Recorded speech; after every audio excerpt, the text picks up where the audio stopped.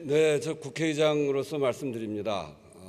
사실 요즘 그 논란 과정이 국회의장으로서는 참 힘든 과정이었습니다. 헌법재판소의 재판관을 구성하는 것은 헌법에 대통령 3인, 국회 선출 3인, 대법원장 3인 이렇게 해서 삼권 분립 정신에 맞춰서 3인씩 추천을 하는 그런 구성권을 가지고 있습니다. 국회도 3인의 구성권을 가지고 있는 것이고요. 여기 계신 국회의원들이 다 참여를 해서 지난 3인에 대해서 의결을 했습니다. 국회는 헌법재판관 3인에 대한 구성을 어떻게 할 것인지를 의결을 했고 그게 국회의 결정사안입니다. 그래서 3인을 청문회를 거치고 표결을 통해서 선출된 3인을 보냈는데 우리 권한대행께서 두 분은 합의가 됐고 한 분은 합의가 안 됐다. 사실은 국회의장으로서 그렇게 구분하는 것에 대해서 정말 납득이 되지 않습니다. 똑같은 절차를 거쳤는데 누구는 합의되고 누구는 합의 안 됐다고 하는 구분도 이해가 안 될 뿐만 아니라 헌법기관인 헌법재판소에 대한 구성권을 국회가 3인을 갖고 있는데 그것을 한 명을 하지 않는 것, 국회가 선출한 분에 대해서 임명하지 않는 것에 대해서 납득이 되지 않고 그것은 국회의 권한을 침해한 일이다 이렇게 판단을 했습니다.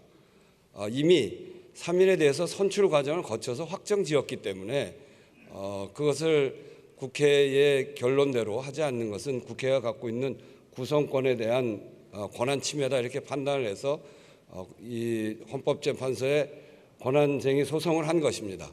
그런데 그것을 다시 안건으로 만들어서 의결을 하지 않고 보냈다. 국회의장이 권한을 남용했다. 이렇게 얘기하는 것에 대해서 정말 납득하기 어렵습니다. 왜 그러냐면 그거는 국회가 선출을 통해서 국회의 권한을 행사한 것이거든요. 그래서 이미 국회의사는 결정되어 있는 것입니다. 3인을 해달라. 그런데 이걸 제가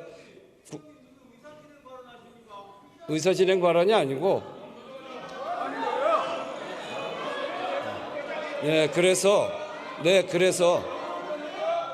그래서 국회의장이 이 문제에 대해서 권한쟁의 소송을 한 것이고 그것에 대해서 헌법재판소가 판단을 해 나갈 것입니다.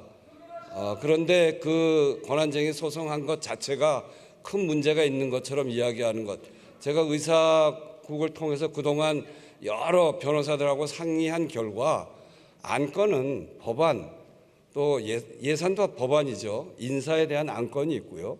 그리고 결의안을 안건으로 해서 처리하는 겁니다. 결의안은 법적 구속력이 있지 않습니다. 그래서 이걸 법적 구속력을 갖게 하려면 법안이나 인사처럼 의결해야 되는데 이 안건은 그런 안건이 아니기 때문에 안건으로 만들어지지 않는다는 게 대부분의 견해였습니다. 그래서 당연히 국회의 권한을 침해했기 때문에 국회를 대표하는 국회의장이 권한쟁의 소송을 한 것인데 일각에서 그것이 국회의장의 권한을 남용했다 이렇게 이야기를 하면 앞으로 국회가 소송을 할 때 여기에서 다 의결을 해야 된다는 이야기인지 저는 납득되지 않습니다.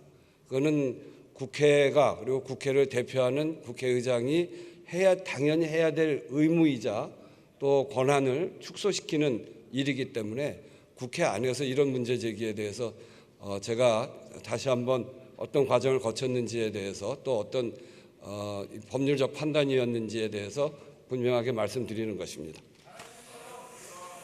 박성준 의원